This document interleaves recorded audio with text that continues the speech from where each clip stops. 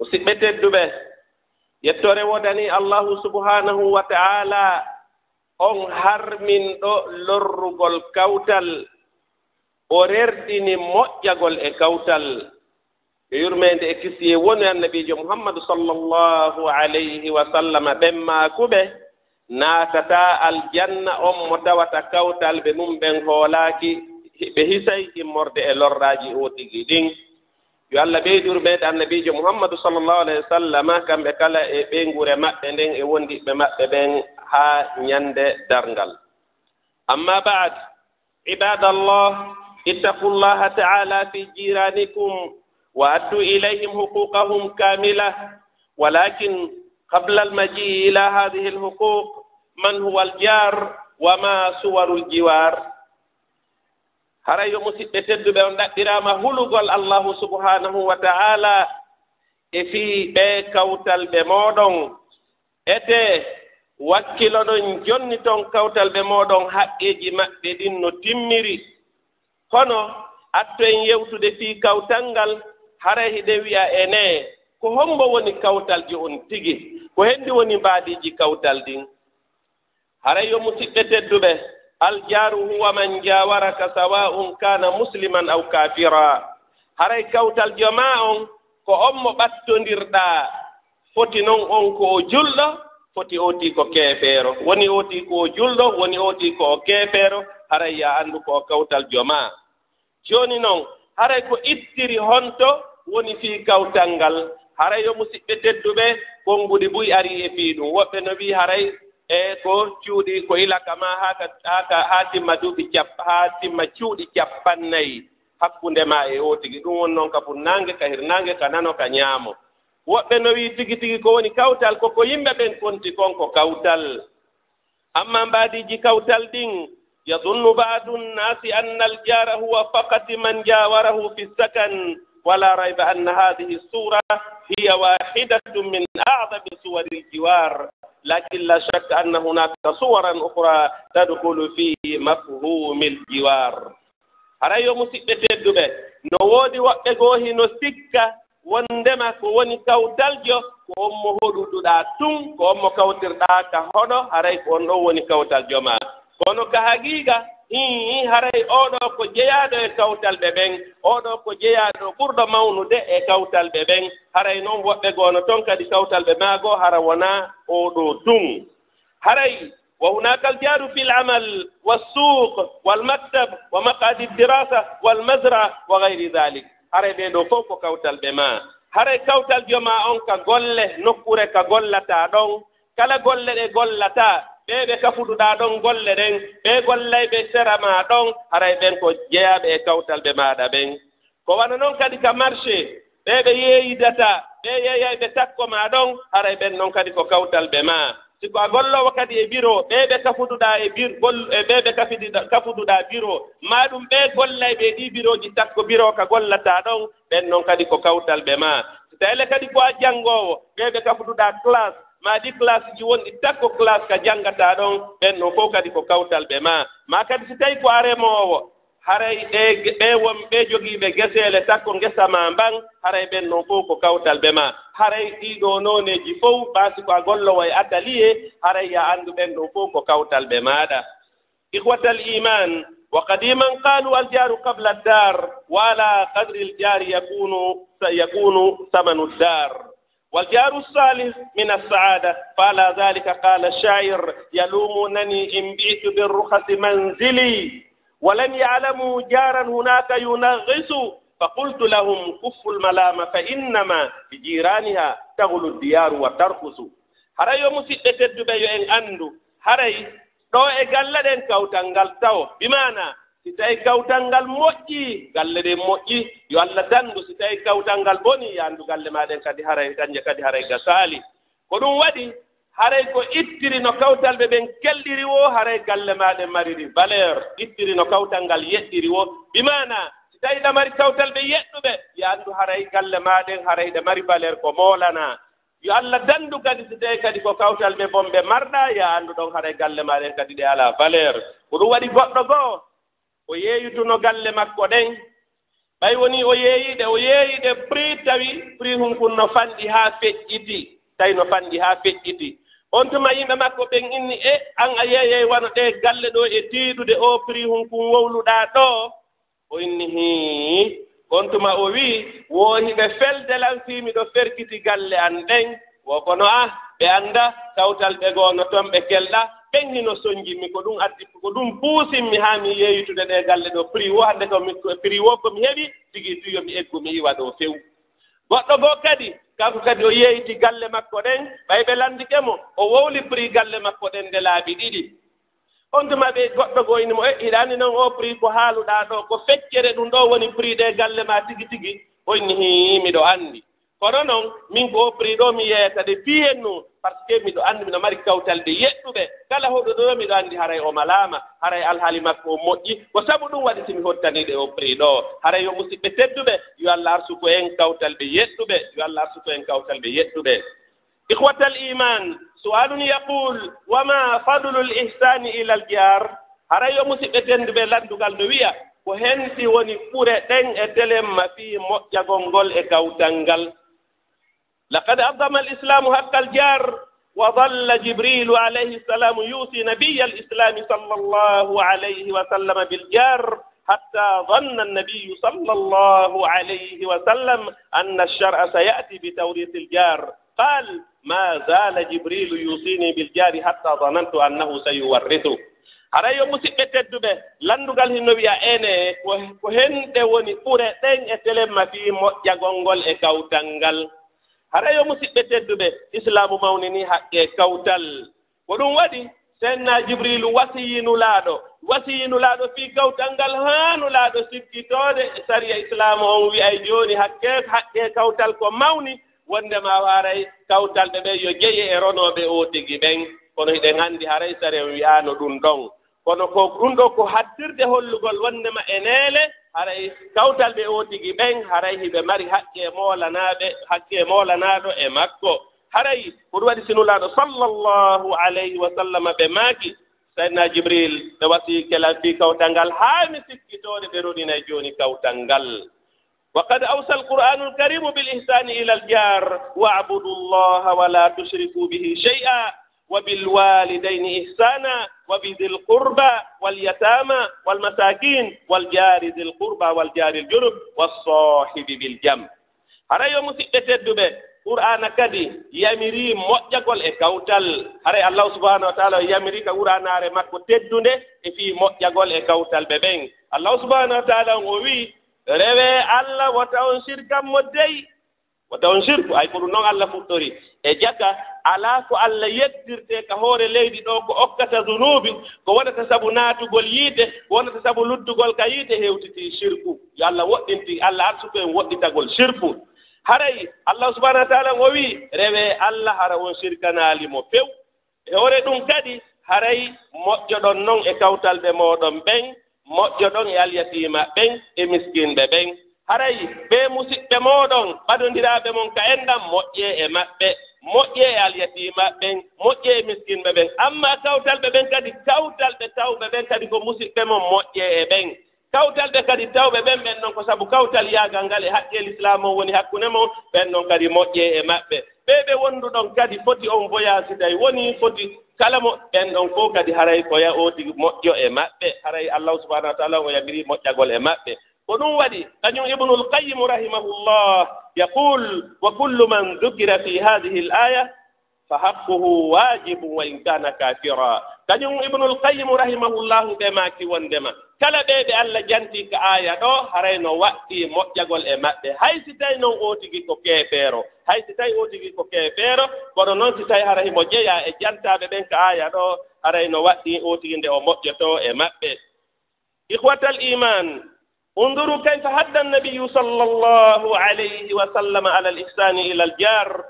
وإكرامه قال النبي صلى الله عليه وسلم ومن كان يؤمن بالله واليوم الآخر فليكرم جاره وعند مسلم فليحسن إلى جاره musidɓe tedduɓe ndaaren annabiijo muhammadu sallllahu alayhi wa sallam rerdiniri ɗon e fii moƴƴagol e kawtal ɓe maaki mono gomɗini allah no gomɗini ñalaande sakkitorde haray yo moƴƴo e kawtal makko ngal kañum ka sahihu muslim haray ɓe maaki ɗo wondema haray so tawi jungooti no gomɗini Allah no gomɗini ñalaande sakkitorde awa yo moƴƴo e kawtal ɓe makko ɓen dey haray yo teddimɓe yo moƴƴo e maɓɓe bal wasala al amru ila darajati ja'ala fiha alshar'u mahabbata alkhayri liljiran min aliman قال صلى الله عليه وسلم والذي نفسي بيده لا يؤمن عبد حتى يحب لجاره ما يحب لنفسه وريتود الحال يهون ها هewti sharia on hewtini wondema yiɗangol kawtal mum ngal moƴƴere ɗum ko jeyaa ɗum e gomɗinal nulaaɗo sallallahu alayhi wa sallam ɓe maaki mi wondiri on mo tawata wonki an kinno e junngo mum ɗum woni mi wondiri allahu subhanahu wa taala ɓe allah annulaaɗo sallah sallam ɓe wondiri allah ɓe maaki gomɗinta jiyaaɗo haa o yiɗana kawtal makko ngal ko o yiɗani kon hoore makko ɓay noon haray neɗɗo yiɗanta hoore mum ko boni jooni noon wata hay gooto kadi yiɗan kawtal mum ngal ko boni haray oti nde tawno koko moƴƴi oti yiɗanta hoore mum haray ko yiɗan kadi kawtal makko ngal ko moƴƴi aqulu qawli hada wa astaghfirullaha li wa lakum fastaghfiruhu innahu huwa alghafuru rrahim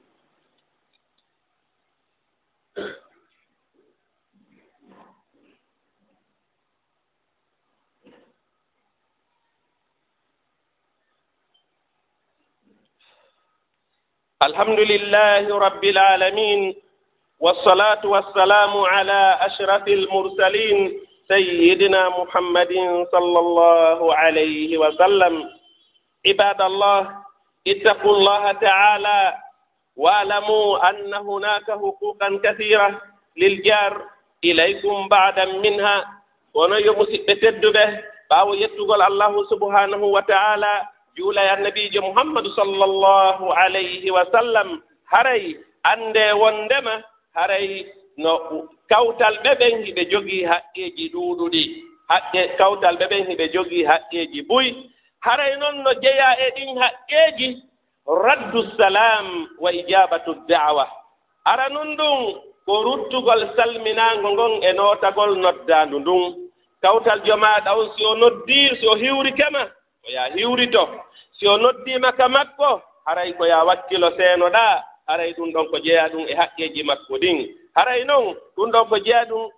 si wattaniilen tawi ɗum ɗo ko haqqe huuɓutuɗo wonande denndaangal julɓe ɓen fof ɗum ɗo ko haqqe wonɗo hakkunde julɗo e julɗo kala woni ko ɓe kawtal woni wonaaɓe kawtal ko woni tun ka kawtal haray no ɓeydaa tentineede haray ka kawtal wotigi no ɓeydaa tentineede ɗum noon ɗii mbaadiiji kawtal ɗi jantiɗen naane fof haray ɗen ɗum fof no naata e ɗum ɗo haray yo musidɓe tedduɓe ɗiɗa ɓun ɗum كف الأذى عنه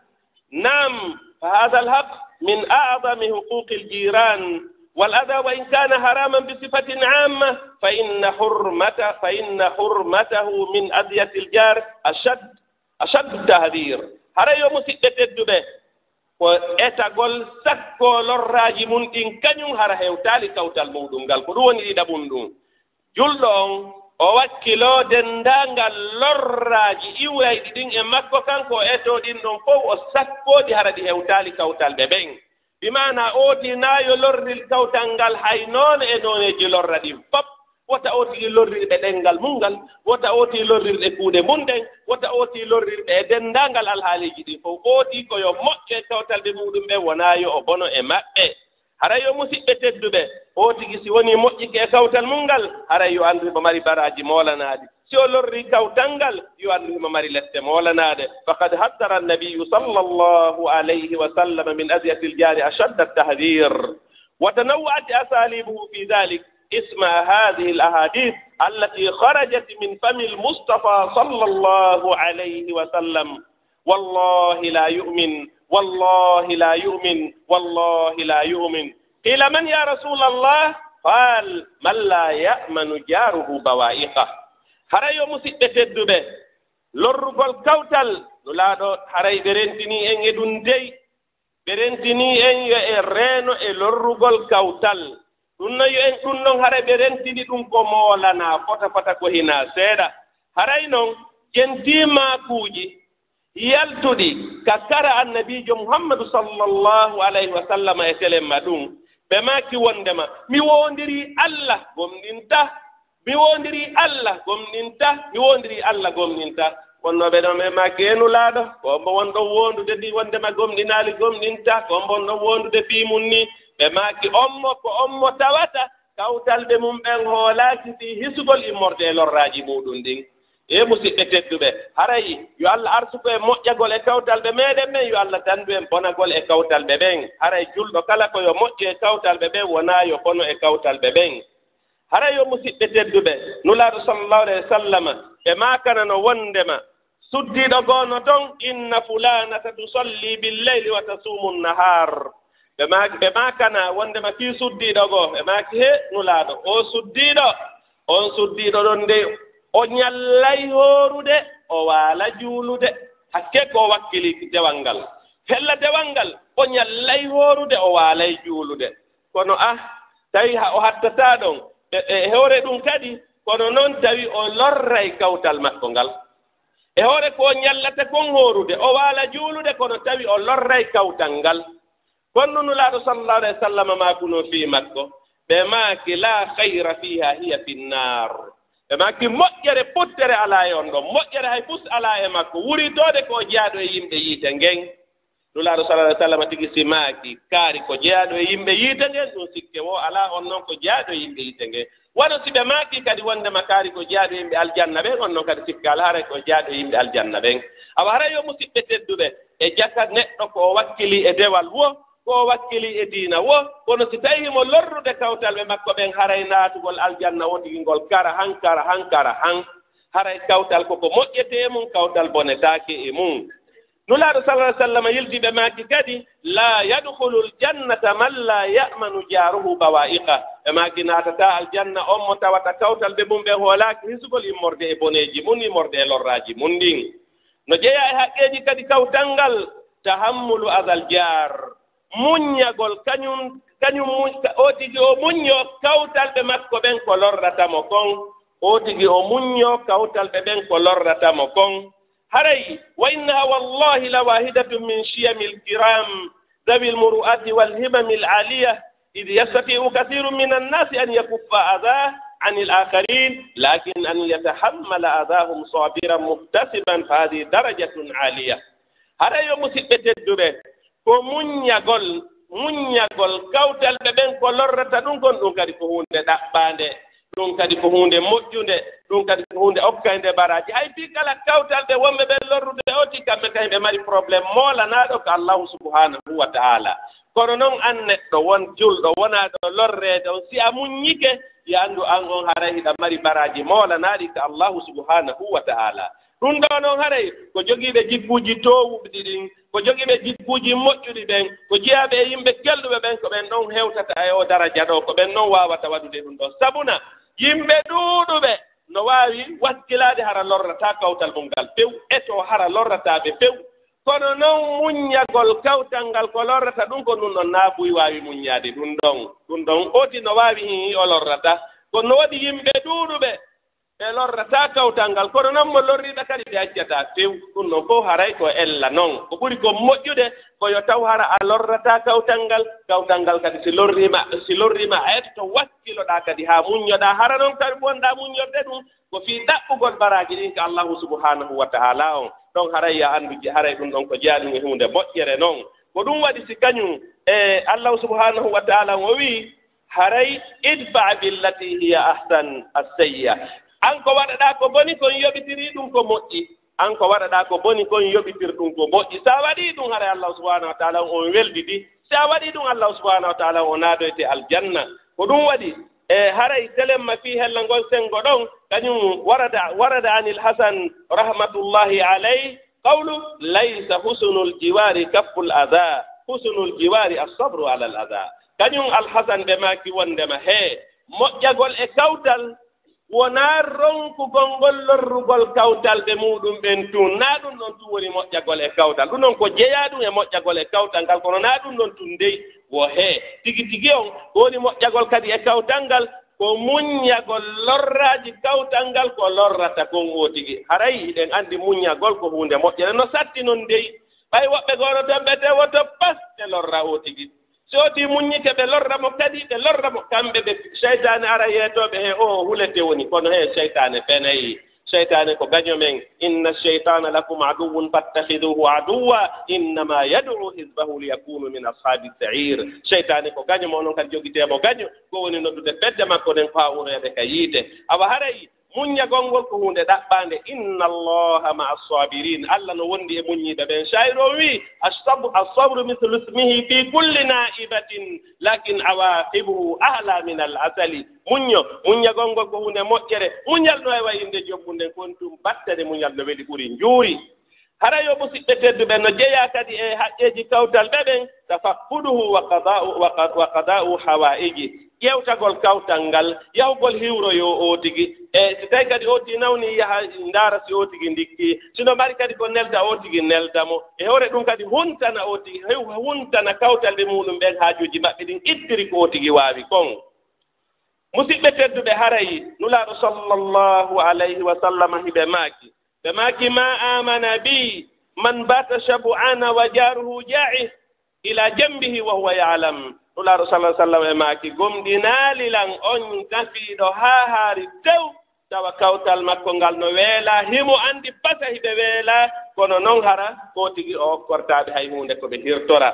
hara yo musidɓe tedduɓe wa inna salihina kanu yatafaqqaduna jiranahum wa yas'auna fi qada'i hawaijihim faqad kanat alhadiyatu ta'ti arrajula min ashabi an-nabi sallallahu alayhi wa sallam fayab'athu biha ila jari ويبعث بها الجار إلى جار آخر وهكذا تدور على أكثر من 10 حتى ترجع إلى الأول إيه مسيدة بنداري يمبي ndare yimɓe moƴƴuɓe ndare yimɓe moƴƴotonoɓe e kawtal mum ndare yimɓe yurɓetenoɓe ndare yimɓe moƴƴoto ndare misal wondunoɓe annabijo muhammadu sallallahu alayhi wa sallam ɓen hari kamɓe ɓe moƴƴotono e kawtalɓe maɓɓe ɓe misal goɗɗo goo neldeteno neldaari so hendi ke neldaari ni o inna he e neele o kawtalal ngal ɓuri foddude ɗum ɗo o ƴetten ndin neldaari o nelda kawtal makko ngal on noon kadi si hendike o inna he o kawtaljo an takko annda on ɓuri hanndude on kadi no hanndi e ɗum ɗo on noon kadi ƴetta nelda on ɗooɗa on noon kadi ƴetta nelda ko noon ɓe neldindirirta ndin neldaari haandi tourne haa ko yaata yimɓe 10 haa hakkunde yimɓe 10 hara no jenndude haandi hewtita kandi iwi ɗon neldaari ndi haandi hewtita attinooɗo neldude on tawa haa jooni ɗum ɗo fof mum henndiiɗo wo no neldude oya on noon kadi hennde o nelda oya ko noon haa hewtita attinooɗo neldude on tawa o wonɗo mo neldude anndaatoode ko junngo makko ɗum iwno eeyi ɗum ko yimɓe moƴƴuɓe ne ɗum ko yimɓe moƴƴuɓe tawɓe no faala aljanna ne en toriɗi allah subahanahu wa taala enen kadi en yo arsugo en wawgol no ɓen wayirno noon wa saalati ummu lmuminina aicha radiyallahu anha rasulallahi sallllahu alayhi wa sallam inna li jarain fa ila ayihima uhdi qal fa ila aqrabihima minki baba haray kañum nene aicha radiyallahu anha ɓe lanndino nulaaɗo sallallahu alayhi wa sallam e maaki e nulaaɗo min noon miɗo mari kawtal ɓe ɗiɗo hombo e maɓɓe haray mi haani neldude hombo mi haani attaade neldude ɓe maaki komo baafal mum ngal ɓuri ɓattaade baafal maa ngal wo mo baafal muɗum ngal ɓuri ɓattaade baafal maa ngal atto nelda on ɗon haray ko ɗum ɗon ɓuri e moƴƴude haray jowa ɓum ɗum jeyaa ɗum e haqqeeji kawtal ngal satruhu wa siyanatu irdi haray ko surrugol o tigi surrugol kawtal muɗum ngal haray hiwa teddungal o tigi ngal wa inna hadihi lamin awkadi lhuquq فبحكم الجوار قد يطلع الجار على بعض أمور جاره فينبغي أن يوطن نفسه على ستر جاره مستهدرا أنه إن فعل ذلك ستره الله في الدنيا والآخرة هذا يوم سيئة surrugol kawtal muɗum ngal surrugol kawtal ɓe muɗum on ɗum ko hunde ɗaɓɓade surrugol kawtal ɓe mum ɓen ɗum ko hunde ɗaɓɓade hiwugol teddungal maɓɓe ngal ɗum ko hunde ɗaɓɓade wuritoɗe ɗo ko jaa ɗum ko ɓuri teddinede e immorde e haqqeji ɗin fiyon ɗum par ce que kawtal ɓe o tigi ɓen haray hiɓe anndi e piiji ɗuuɗuɗi e alhaaliji o tigi ɗin hiɓe anndi alhaali piiji ɗuuɗuɗi e alhaaliji o tigi ɗin jooni noon haray no waɗɗi o tigi nde o tigi o etoto o surra kawtaljo makko on o surra kawtaljo makko on tawa kadi ko o waɗiri ɗum ko fii ɗaɓɓugol welaye allahu subhanahu wa ta'ala o wonaa yo wirtu kawtaljo makko on ndey o tinaa yo wirtu kawtal mum bal ko yo surru kawtal makko ngal sabuna si o tigi waɗi ɗum tawa ko o waɗiri ɗum ko fii weltingol allahu subhanahu wa taala on aray o tigi o heɓay baraji moolanaɗi ko allahu subhanahu wa taala wuri tooɗe si o tigi surri kawtalɓe muɗum ɓen hawnaaki kanko kadi allahu subhanahu wa taala nde surrata mo aduna wo surra mo kadi laahara wo naare moƴƴere allah surra o tigi ga aduna ɗo salo o wirto few surra o tigi kadi laahara kadi salo o wirto few waɗa mo jeyaɓe yimɓe aljanna ɓen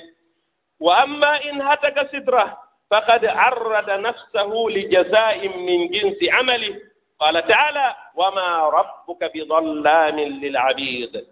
haray yo musidɓe tedduɓe si tawi nolle o tigi o salike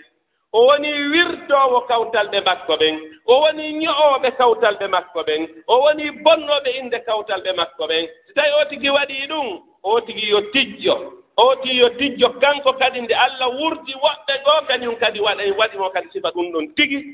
allah wurday woɓɓe goo kañum kadi ɓen kadi ɓe wona kamɓe kadi ño'ayɓe o tigi bonnayɓe inde o tigi aybinayɓe o tigi sabuna ɓe inni aljazau min jinsil amal joddidin no golle ɗe wayri wo ko noon kadi joddi ndin wayirta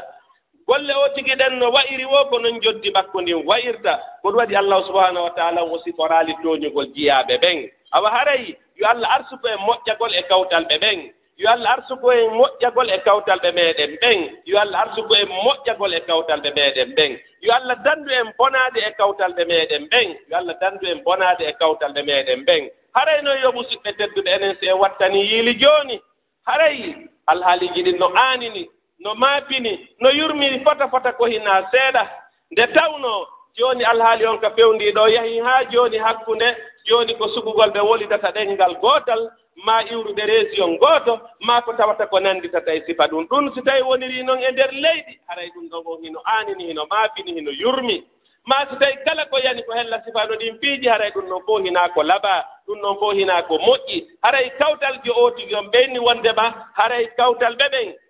no toon kawtal jo tawɗo hara on ɗon no mari haqqeeji tati no woodi kawtal jogoo jogiiɗo haqqeeji ɗiɗi no woodi kawtal jo jogiiɗo haqqe gooto ko on mo woni kawtal jo jogiiɗo haqqeeji tati on tawata hara goo ko on kawtal ɗiɗi on fof ko on julɓe tati on kadi ko on enɗan jooni woni haqqeeji tati oɗo haray haqqe makko on hino tiiɗi par ce no yahi haa tati goo kawtal yaagal ngal